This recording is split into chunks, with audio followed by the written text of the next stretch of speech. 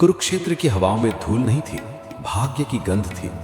हर श्वास में एक प्रश्न था, कौन सत्य के साथ खड़ा है और कौन केवल अपने अहंकार के साथ। दुर्योधन आगे बढ़ता है, उसके चेहरे पर गर्व है, पर उसकी आंखों में है भय और एक छिपा हुआ प्रश्न। अस्माकं तु विशिष्टा ये तान् निबोध द्विजोत्तम, नायका मम सैन्यस्य संज्ञार्थं तान् ब्रवीमि ते।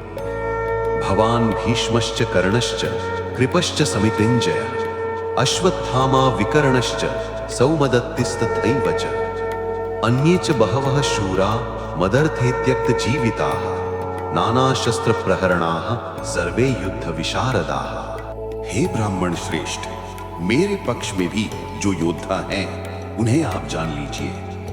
मैं अपनी सेना के श्रेष्ठ सेना नायकों के नाम बताता हूं। आप हैं पितामह भीष्म, कर्ण है और संग्राम विजयी कृपाचार्य भी, वैसे ही अश्वत्थामा, विकर्ण और सौमदत्त का पुत्र भूरिश्रवा। ये सब वीर हैं, युद्ध में पारंगत हैं।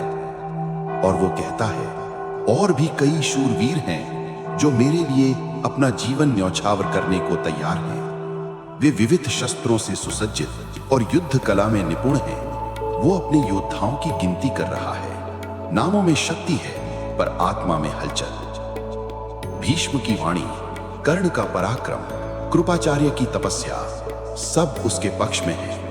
फिर भी भीतर कोई आवाज पूछती है, क्या धर्म भी मेरे साथ है? कभी कभी जब भीतर असुरक्षा सिर उठाती है, हम उसे आवाज से दबाने लगते हैं। हम शक्ति गिनाते हैं क्योंकि हमें विश्वास नहीं होता कि सत्य पर्याप्त है। दुर्योधन की तरह हम भी कभी कभी शब्दों से किला बनाते हैं, पर भीतर से जानते हैं कि वो किला खोखला है।